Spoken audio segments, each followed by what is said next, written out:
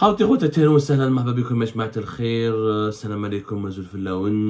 vous allez bien, j'espère que vous vous portez bien, j'espère que tout se passe bien pour vous et que vous passez un agréable vendredi. Et j'espère surtout que tout se passe bien pour votre santé surtout. Il n'y a pas mieux, il n'y a pas plus important que la santé. Croyez-moi, faites attention à votre santé. Là, je souffre, on souffre un petit peu. Un peu comme, il y a deux proverbes que j'adore et qui résument parfaitement le problème que nous allons aborder, le problème lié au sujet que nous allons aborder dans cette émission. C'est un proverbe qui est latin, d'origine grecque, qui dit « Les tonneaux vides sont ceux qui font le plus de bruit ». Les tonneaux vides sont ceux qui font le plus de bruit. Il faut savoir que ce proverbe, il existe depuis l'Antiquité. Il a été traduit en grec, depuis il est passé par les Romains, ensuite l'héritage de la langue latine, etc. Il s'est popularisé un peu dans la culture, dans les cultures des langues qui sont d'origine latine, comme le français, l'espagnol, le portugais, etc. Ou l'italien. Les tonneaux vides sont ceux qui font le plus de bruit. À l'époque, les Grecs ont inventé ce proverbe. Ils faisaient référence à des tonneaux qui étaient placés dans des temples. Ils étaient toujours vides et à chaque fois que quelqu'un les touchait, on les appelait à l'époque les chaudrons. Dès que quelqu'un était... il fallait... En fait, ils étaient... voilà, c'était dans un temple, ils étaient placés sur une certaine ligne. Comme ça, dès que chacun va toucher un de ces chaudrons, ça fait un bruit, comme ils sont vides. En fait, c'est un proverbe, et depuis la Grèce antique, il veut dire que les grands parleurs sont toujours comme les...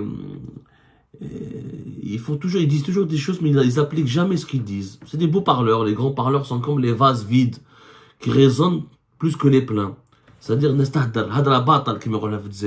c'est des gros parleurs. On a dit, je fais, à la fin, dans l'action sur le terrain, il a beau montrer ses muscles, il a beau menacer, il a beau dire je suis le plus fort, le plus agressif, je suis le plus puissant, etc. À la fin, et en Chine, il y a un autre proverbe chinois, il dit les grosses cloches sonnent rarement.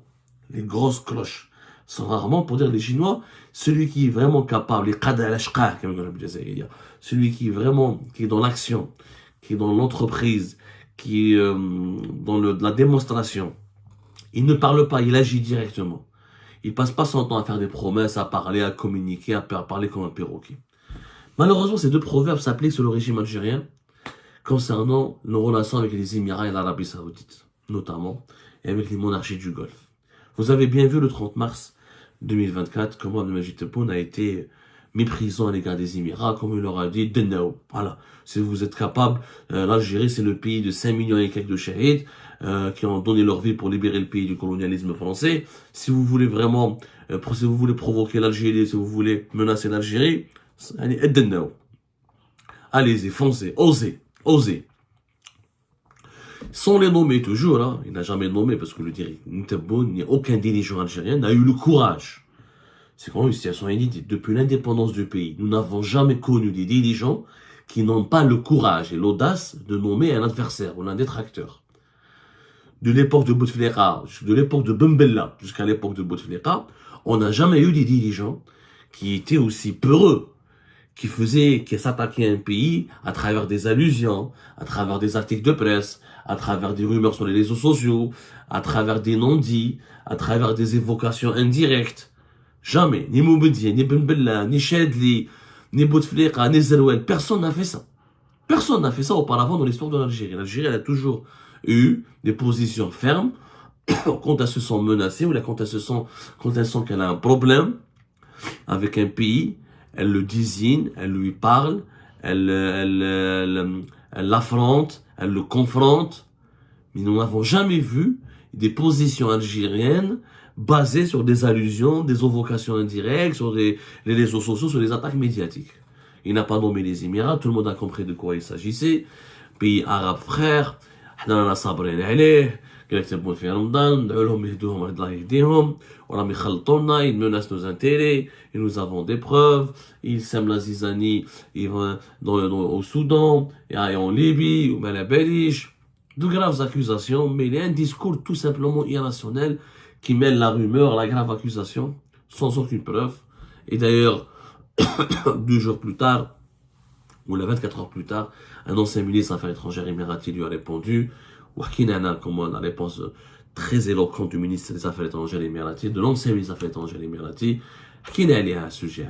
Mais, le 17 avril dernier, voilà, il y avait un haut conseil de sécurité qui s'est tenu dans la plus grande, pas dans la plus grande discrétion. Il a été annoncé à la dernière après-midi, vers 17h30, avec l'APS et les médias publics ont annoncé l'organisation d'un haut conseil de sécurité. C'est la première fois qu'un haut conseil de sécurité a été organisé. Il n'y a pas eu de communiqué derrière. Je pense pas la première fois, non. Je crois qu'il y a eu déjà des hauts conseils de sécurité. Il n'y a pas eu de communiqué. Mais c'est la première fois où il y a un haut conseil de sécurité qui n'a pas été préalablement annoncé. Ou là, qui n'a pas été annoncé le matin même. C'est la première fois qu'un haut conseil de sécurité a été annoncé vers la fin de la journée. Et à la fin, on n'a pas eu de communiqué qui explique qu'est-ce qui a été décidé, alors que majoritairement, dans la plupart des cas, les séances du Haut Conseil de sécurité de l'Algérie, qui est l'instance la plus forte, la plus puissante, la plus prestigieuse de l'État, qui regroupe, je rappelle, le Haut Conseil de sécurité, c'est l'ensemble des dirigeants de l'État, y compris les directeurs, les responsables les plus importants des services de sécurité, comme la sécurité militaire, de l'enseignement, les services de l'enseignement et les différents corps constitutifs de la sécurité nationale, la gendarmerie nationale, la police nationale, l'armée, l'état-major de l'armée et certains membres du gouvernement, comme le ministère de l'Intérieur, les Affaires étrangères, de la Justice ou le Premier ministre. Ce Haut Conseil de sécurité, vous l'avez bien compris, il a été tenu en urgence, le jour même où il y a eu des révélations sur une rencontre entre Farhat Mhenni et de ses collaborateurs du MAC, le mouvement pour l'autodétermination de la Kabylie, avec des délégations des pays du Golfe. Et nous avons le jour même fait une émission qui a beaucoup cartonné, où nous avons expliqué que voilà, effectivement, nous avons pu confirmer, nous avons même publié la photo, l'information est sortie sur Maghreb Intelligence, un média qui est très bien informé, et il a publié la photo de Farhat Mhenni et de l'un de ses collaborateurs avec une délégation saoudienne, et l'information que nous avons pu recouper, c'est qu'ils ont rencontré aussi une délégation émirati. Pas une délégation, ce sont des officiels, des diplomates, des officiels qui travaillent pour la mission diplomatique des Émirats Arabes Unis et de l'Arabie Saoudite ont rencontré au siège des Nations Unies à New York, Farhat Mhenni, le leader du MAC qui appelle à la séparation, à la division du pays, et qui veut donc désintégrer l'Algérie parce qu'il estime que la Kabylie doit être indépendante. Et d'ailleurs, le 20 avril demain, il prépare un coup de communication. Il veut, Farhat Mhenni et le MAC veulent proclamer l'indépendance provisoire de la Kabylie à travers la constitution d'un gouvernement. Je crois une déclaration symbolique. La Kabylie est indépendante, mais elle est persécutée, elle est malade, elle est enfermée, elle est étouffée par le régime algérien, c'est une minorité exclue, persécutée, réprimée, etc., etc. Je ne comprends pas une chose. Le régime algérien n'a même pas réagi. Il n'a même pas réagi. Pas un communiqué de la part du ministère des Affaires étrangères pour dénoncer, pour condamner, condamner la rencontre, ou là, une prise de contact entre un mouvement séparatiste et des pays arabes frères, entre guillemets, les Émirats Arabes Unis dans l'Arabie Saoudite. L'ambassadeur des Émirats n'a même pas été convoqué, ni rappelé à l'ordre, ni on lui a demandé des explications, ni celui des Émirats Arabes Unis, la même chose. Aucun des ambassadeurs n'a été convoqué, ni rappelé, ni interrogé, ni auditionné. Ouais, auditionné entre guillemets, c'est-à-dire on n'a pas le droit d'auditionner un ambassadeur étranger, mais on leur a même pas posé la question. On les a même pas inquiétés, c'est-à-dire, en fait, l'Algérie n'a même pas protesté. Elle n'a pas protesté. Nous sommes le 19 avril, ça fait plus de 48 heures, il n'y a pas eu une protestation officielle. Le 30 mars, M. Abdelmajid Tebboune, il montre ses muscles, ou il dit, allez-y, osez, attaquez à l'Algérie, essayez de vous attaquer à l'Algérie, vous allez voir. Ils se sont attaqués à l'Algérie. Le 17 avril, ça veut dire quoi ça? Quelle aurait été la réaction des Émirats et de l'Arabie Saoudite?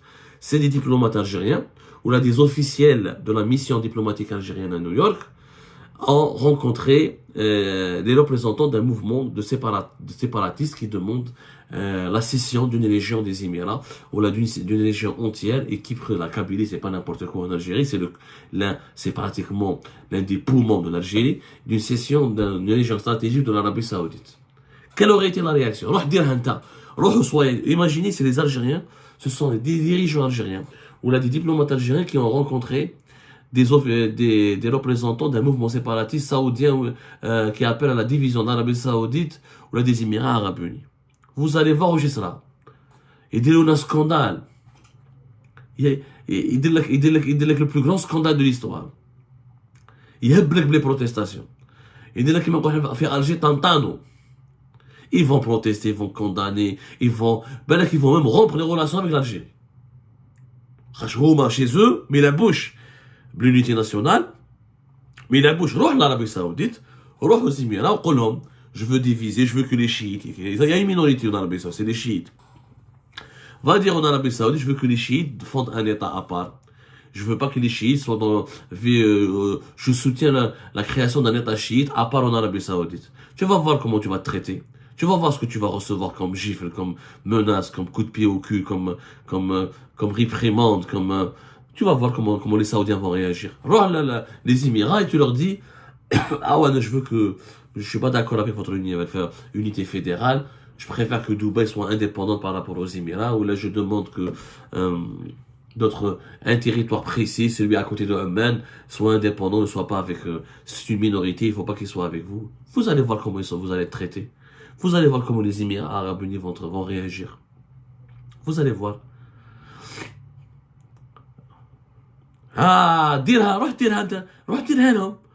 Vous allez voir les vrais pays qui sont sérieux, qui sont sévères, qui ne jouent pas, qui parlent pas. Hadou, c'est pas des tonneaux vides. Et maintenant, notre régime, il a le syndrome des tonneaux vides. Des tonneaux vides, comme les tonneaux vides sont ceux qui font le plus de bruit. Là, le régime algérien, où j'ai une puissance, où je peux faire, où il menace, bien sûr, sans citer le nom. Sans citer toujours le nom. Il menace, il veut faire la bagarre aux Émirats, mais il n'ose même pas nommer les Émirats. Et ça fait 2 ans que ça dure, cette histoire. D'ailleurs, on en a franchement, pardonnez-moi le terme, mais on en a classe, on n'en peut plus. On n'en peut plus, c'est bon, on est gavé par cette histoire. Alors, soit il y a 2 chemins. Ou vous avez le courage de rompre les relations avec les Émirats, ou vous fermez votre gueule. Mais dis, je qui? Ma dartouche. Celui qui veut proclamer l'indépendance de la Kabylie, vous n'avez rien dit. Mais dis, je trouve l'intérêt dans une interview, moi je suis une puissance, et tu menaces les Émirats, tu les provoques, c'est simple, imaginez, c'est les Émiratis ou les Saoudiens rencontrent des séparatistes corses, ou là, rencontrent des séparatistes catalans. Comment l'Espagne et la France auraient réagi? Comment la France ou l'Espagne auraient réagi? Il faut se poser la question, des séparatistes basques. Il y a beaucoup de pays au monde, il y a des mouvements séparatistes qui sont radicaux, violents, d'autres qui sont para-violents, ils sont dans la lutte politique, mais ils sont toujours aussi radicaux dans leur position et qui veulent la séparation, qui veulent la cession, etc. Mais l'ingérence, parce que là, ce n'est pas une rencontre, le cas par hasard, dans un restaurant, fait New York, ou l'a fait barra dans la rue à Manhattan. Farhad Mahani, il les a apostrophés, il s'est accroché à eux, il s'est affiché à leur côté, et il les a il leur a collé, ou ils ont pris une photo, c'était un incident. Non, non. Ils se sont rencontrés, la photo elle est claire, elle est sur le Maghreb Intelligence. Ils se sont rencontrés dans le siège des Nations Unies de New York. C'est une institution officielle, où il faut être officiel, ou l'a accrédité pour pouvoir entrer au sein du siège des Nations Unies de New York. Et ce sont des officiels qui travaillent pour les représentants, pour les représentations diplomatiques. Et la preuve que l'information elle est vraie, c'est qu'ils ont organisé un conseil de sécurité l'après-midi même de l'information. Donc c'est relié. Si c'était pas vrai, ils n'auraient pas organisé un conseil de sécurité, ils auraient dit juste, ah là, c'est une fake news, etc. C'est qu'ils ont eu des informations qui ont confirmé les révélations de Maghreb Intelligence et des informations que nous avons, nous, recoupées et rapportées plus tard. D'ailleurs, rappelez-vous, Maghreb Intelligence, le jour au plein Ramadan, c'était vers la troisième semaine du mois de Ramadan, c'est lui qui a révélé que le Maroc va exproprier l'État algérien, il va récupérer trois propriétés immobilières et foncières qui appartenaient à l'État algérien à Rabat. 48 heures plus tard, même pas 48 heures plus tard, le ministère algérien des Affaires étrangères, il a réagi, il a dénoncé, ou il a menacé le Maroc, ou il a menacé de représailles, et de recourir à toutes les procédures, etc. Et pourquoi cette fois-ci vous ne réagissez pas comme vous avez réagi face au Maroc? Ah, parce qu'il s'agit de l'Arabie Saoudite et des Émirats. Ah, le Maroc, c'est facile de montrer ses muscles. Taper. Se faire le Maroc, c'est facile. Taper sur le Maroc, c'est très facile. C'est même, voilà, parce que le Maroc, ils n'ont pas les puissances, ils n'ont pas les milliards et les milliards des Émirats, ils n'ont pas les milliards des Saoudiens, ils n'ont pas les connexions internationales des Saoudiens, ils n'ont pas la puissance de frappe des Émirats de l'Arabie Saoudite. Donc on peut, les Marocains, on peut les écraser, on peut les montrer ses muscles, on peut les provoquer, on se bagarre avec eux. Il n'y a pas de problème. Et là, c'est la noblesse. Ce comportement de l'État, du régime algérien actuel, il discrédite l'Algérie. Plus qu'il la discrédite, il la rabaisse.